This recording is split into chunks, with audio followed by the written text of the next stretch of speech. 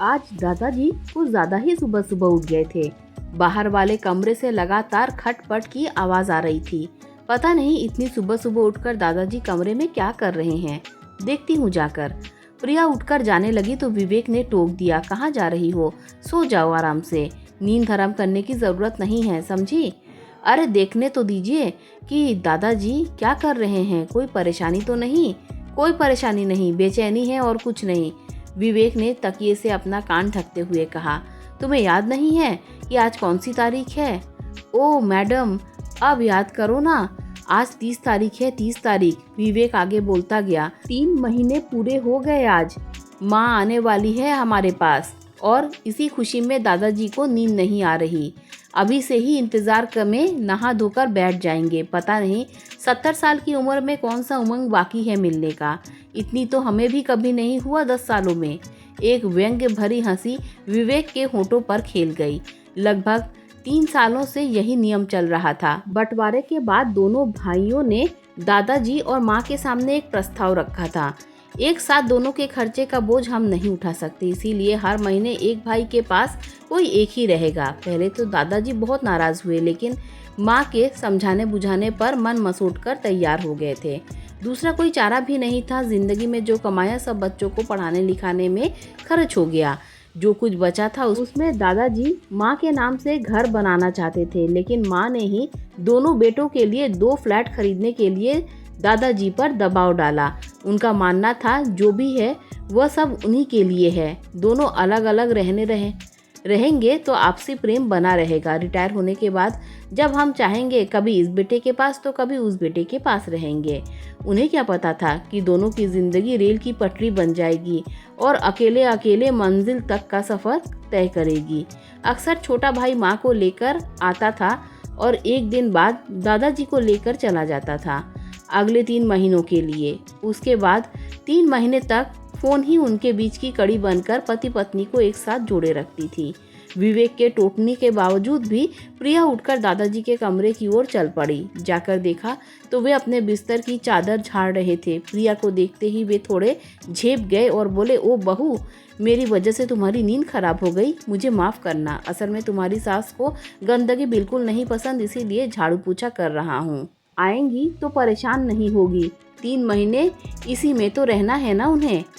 छोटे के यहाँ बड़े सलीके से रखती है अपने कमरे को। अच्छा बेटा, अब आ ही गई हो तो थोड़ा फ़ोन लगाकर पूछो कि माँ वहाँ से चली कि नहीं, तब तक मैं स्नान कर लेता हूँ। इतना कहकर वे बाथरूम की ओर चले गए।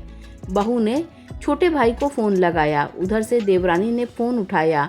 कुशल क्षेम पूछने के बाद बहू ने पूछा, माँ जी निकल चुकी हैं क्या? प्रश्न सुनते ही देवरानी ठहाका लगाकर हंस पड़ी। दीदी, आपको पता नहीं है कि सावन चढ़ गया है? सबसे ज्यादा हरियाली माँ जी पर ही छाई है। कल उन्होंने हरी चूड़ियाँ, हरी बिंदी मंगवाई है मुझसे, सजने में लगी हैं सुबह से। लगता है जैसे पहली बार जा रही हैं दादाजी से मिलने। 4 दिन से तैयारी कर रही हैं। पता नहीं इस उम्र में कौन सा उमंग बाकी है जो इतनी तैयारी है दादाजी से मिलने के लिए। ये पति तैयार होकर बैठे हैं, देखिए कब तक निकलती हैं। चलिए, कम से कम 2 दिन तो मुझे इस जिम्मेदारी से छुटकारा मिलेगा। तंग आ गई हूँ 3 महीने से ढोते ढोते।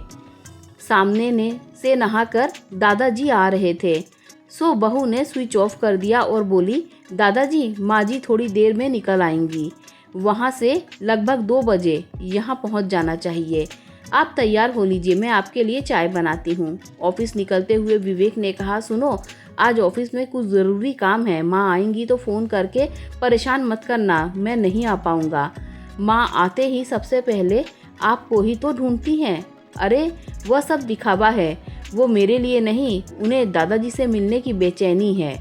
दोपहर के समय एक ऑटो घर के बाहर आकर रुक गया। आवाज़ सुनते ही दादाजी कमरे से लगभग दौड़कर बाहर आए। एक अलग तरह की चमक थी उनकी आंखों में, जैसे किसी चकोर को चांद से मिल गया हो। बहू भी जल्दी से बाहर आई। उसने माँ के पाँव छुए। माँ ने प्यार से बहू को ऊपर उठाकर गले से लगा लिया। छोटे भाई ने माँ का सारा सामान दादाजी के कमरे में रख दिया।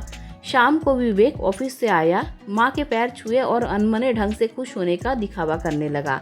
दादाजी आज बहुत खुश थे। सबसे मिलकर रात का खाना खाया।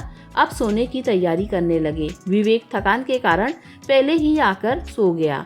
देर रात तक कमरे में माँ दादाजी के बात करने की आवाज आ रही थी। विवेक खिन्न होकर बोला, पता नहीं इन लोगों के बूढ़े देह में कितनी ताकत है। लगता है 3 महीने नहीं 3 साल बाद मिले हैं। इनकी बातें खत्म होने का नाम ही नहीं ले रही, थकते भी नहीं। वाह रे रिश्ता। इस बार बहू चुप नहीं रही। वह बोली, शायद आपको पता नहीं है कि देह के भीतर एक बहुत ही कोमल दिल भी होता है, और जब दिल से दिल का रिश्ता जुड़ता है तब वहाँ देह का कोई अस्तित्व नहीं होता। माँ दादाजी के बीच अब वही अलौकिक रिश्ता है। देखते देखते दादाजी के जाने का समय आ गया। छोटे भाई ने दादाजी को जल्दी तैयार होने के लिए कहा और बाहर निकलने के लिए माँ को आवाज लगाने लगा। बहू ने देखा माँ का चेहरा मुरझाया हुआ था। वह भरे मन से दादाजी की अटैची को बाहर खिसका रही थी। विवेक बाहर ऑटो लेकर आ चुका था। जल्दी करो चिल्ला रहा था। दादाजी ने एक झलक माँ को देखी और अटैची उठाने लगे। बहू तेजी से कमरे में आई और दादाजी के हाथ से अटैची लेते हुए बोली, दादाजी आप कहीं नहीं जा रहे हैं, आप दोनों हमेशा हमारे साथ रहेंगे। मुझे आप दोनों चाहिए बस, मैं आप दोनों के बिना नहीं रह सकती। माँ बहू को कलेजे से लगाते हुए बोली, बेटा तूने तो वह खुशी दी है जो खून के रिश्ते में भी नहीं दी। इस ढलती सांझ में आस का दिया जला दिया। तुझे हम दोनों की उम्र लगे। विवेक की पत्नी प्रिया बिल्कुल अपने नाम की पर्याय थी। वह अमृत की कलश बनकर ही विवेक के जीवन में आई थी, जिसके कारण उसका घर तीर्थ बन गया था। बदलते आधुनिक समाज की बहुओं से एकदम अलग। माँ पिताजी कितने भाग्यशाली हैं कि ऐसी सुघड़ सुशील और शालीनता की मूर्ति सी बहू उन्हें मिली। उसके आने से पूरा घर परिवार खुशियों से खिल उठा था। माँ पिताजी ही क्यों, मैं तो नसीब वाली हूँ कि ऐसी कर्तव्य परायण पत्नी मुझे मिली है। किसकी कदर मैं नहीं कर रहा था। मैंने जन्म लेकर भी अपने माँ बाप की कीमत नहीं समझ पाया, और प्रिया ने बहू होकर भी सास ससुर की भावनाओं को अपने सिराखों पर रखा। मेरी पत्नी ने मुझे आज एक पाप करने से रोक लिया, वरना मैं जीवन भर खुद को माफ नहीं कर पाता। मुझ जैसे बेटों की वजह से ही औलाद होते हुए भी माँ बाप अनाथ और बेसहारा हो जाते हैं। सच ही लोग कहते हैं, एक माँ बाप अपने सभी बच्चों को पाल लेते हैं, लेकिन 4 बच्चे को एक माँ बाप भारी लगते हैं। प्रिया ने कैसे अपने प्यार और मनुहार के बल पर दादाजी को रोक लिया था। माँ को प्रिया के गले लगे देखकर दादाजी की आंखें झरने की तरह बहने लगी। माँ को प्रिया के गले लिपटे देखकर वहीं खड़ा छोटा भाई भी आंखें पोंछ रहा था। उसने भी कभी नहीं चाहा था कि माँ दादाजी का बंटवारा हो, पर बड़े भाई के निर्णय को उसे मानना पड़ा था। माँ तो उसे कभी अपने से दूर नहीं करना चाहती थी, लेकिन करती क्या, उन्हें तो सबके लिए त्याग करना था। उसने माहौल को हल्का करने के लिए बीच में टोका, अरे भाई, आप दोनों सास बहू के बीच जो प्यार की गंगा बह रही है, उसमें मुझे भी गोते लगाने का मौका दीजिए। सारा पुण्य अकेले ही कमाना चाहती हैं आप लोग। उसकी मस्खरी पर सभी हंसने लगे। प्रिया ने सबको अंदर चलने के लिए कहा।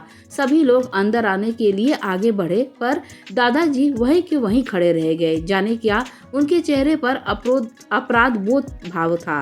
प्रिया ने आवाज लगाई, दादाजी। दादाजी ने अपने कुर्ते के पॉकेट से रुमाल निकाला और आंखें पोंछकर विवेक की ओर देखने लगे। शायद वह बेटे की इच्छा उसकी जुबानी सुनना चाहते थे।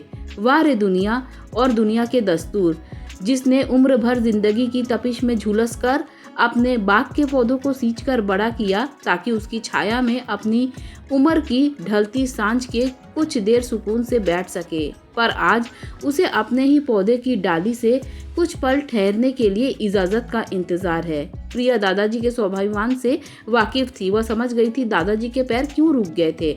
उसने अपने पति की ओर देखा, आग्रहपूर्ण आंखों से देखा। प्रिया के भावनाओं को कभी न समझने वाला विवेक आज उसकी आंखों को देखते ही उसका इशारा समझ गया। उसने तुरंत ही दादाजी का हाथ किसी बच्चे की तरह पकड़ते हुए कहा, दादाजी चलिए ना अंदर, सब साथ बैठकर छोटू के हाथ की बनी चाय पीते हैं। बहुत दिन हो गए भाई के हाथ की चाय नहीं पी हमने। दादाजी आंखों की नमी छुपाते हुए धीरे धीरे सबके साथ बैठक में आ गए। इस दृश्य में ऐसा लग रहा था कि जैसे दादाजी के पीछे पीछे घर की खुशियाँ खुद ब खुद चलकर आ रही हैं। आज खुशियों से भरा सुखी परिवार तीर्थ के समान लग रहा था। माँ दादाजी ने इसी की तो कल्पना की थी। दोस्तों, अगर आपको कहानी अच्छी लगी हो तो लाइक शेयर सब्सक्राइब कीजिए। Thanks for watching this video.